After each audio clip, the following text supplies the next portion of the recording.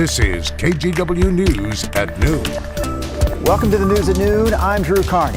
Last month, health officials in Oregon and Washington predicted the latest surge in COVID cases, driven mostly by the Omicron variant, would peak in mid-January.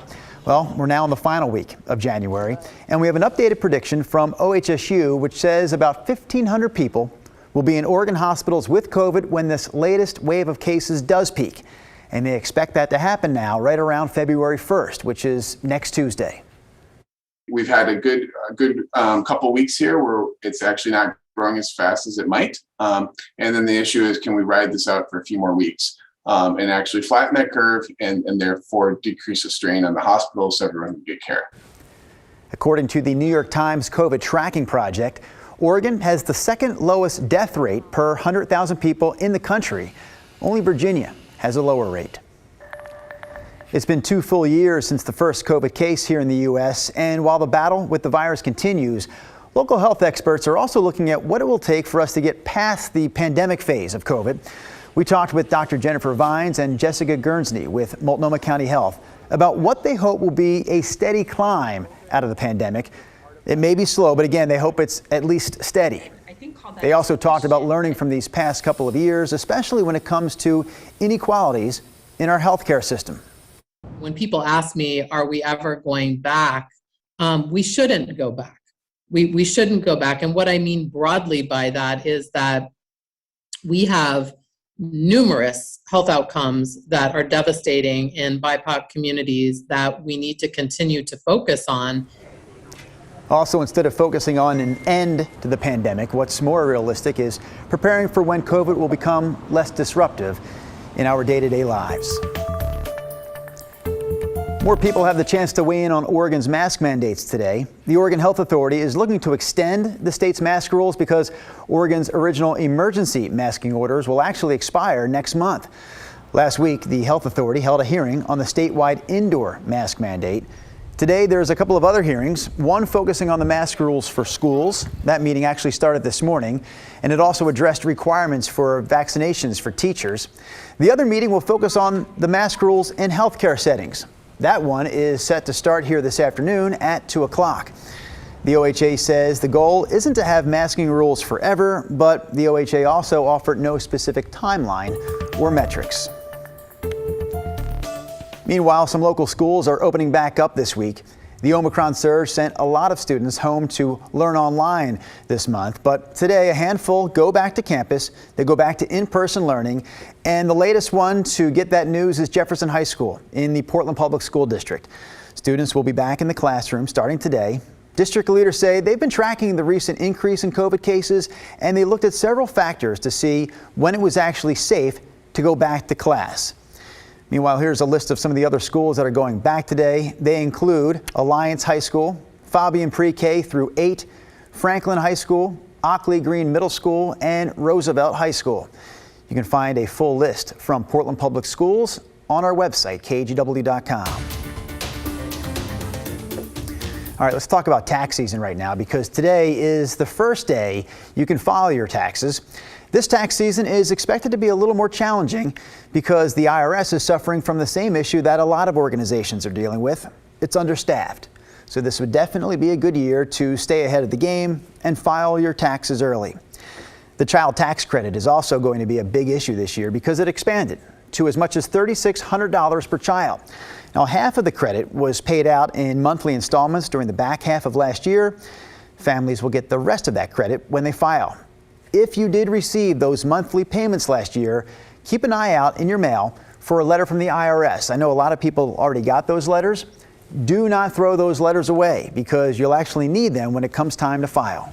It is a very important idea to hang on to that letter and give it to your tax preparer at tax time. Or if you are doing your own taxes, make sure you have it available, because if you're working with tax software, it's probably going to ask you about that letter. You can go to the IRS website, irs.gov, to check on your child tax credit eligibility. You can also see how much was already paid out to you and make sure that's the amount that was actually deposited into your bank account. Every year, Metro gives a State of the Region address, and this year, leaders talked about 3 major issues: homelessness, affordable housing, and cleaning up Portland. The Metro Council President, Lynn Peterson, gave an update on the homeless services tax that voters passed back in 2020. It'll raise $250 million a year for 10 years. Metro says the money started coming in last July, and it's already helping people get off the street and into more stable housing. Metro expects to add another 900 shelter beds in the Tri-County area by this June. That's in addition to the 2,200 shelter beds that are already up and operating. Voters also approved a $653 million affordable housing bond in 2018. The first apartments paid for by that bond opened up last year, with 2,700 more units in development. Altogether, Metro is 75% of the way to our goal of 3,900 homes for the 2018 affordable housing bond measure, while only allocating 48% of the revenue so far. Peterson says she knows a lot of people are frustrated with trash cleanup. At the height of the pandemic, the response time for Metro was 70 days. But she says crews did work really hard to get that down to just 2 business days. All right, we want to get to some breaking news. This is breaking news from overnight. A shooting in Northeast Portland killed one person. Police just say it happened, or police say this happened just before midnight. Someone flagged down an officer about a body they saw near Northeast 82nd and Milton. Officers found a man there who they say died from an apparent shooting. No one else was hurt. There's also no word yet on a suspect. If you have any information about this, you should call Portland Police. This next story is about a series of break-ins that happened in North Portland, right around North Williams Avenue. There were at least a half dozen break-ins in that area Friday night into early Saturday morning. Several businesses posted images online of broken doors and other damage. That includes Reclamation, Blackthorn Mercantile, and Vein of Gold. Now, in some cases, it wasn't just vandalism. Some of these businesses actually had items stolen from them as well. We work hard here, and to have this kind of hiccup and the cost of it, you know, it's not cheap replacing commercial doors all the time, especially in these slow months, and with coronavirus kind of surging right now too. Business has been a lot slower. As much as I'm upset about all of the damage toward me, I'm also very concerned for what that looks like when all of the small businesses can no longer afford to replace the damages and we all vacate.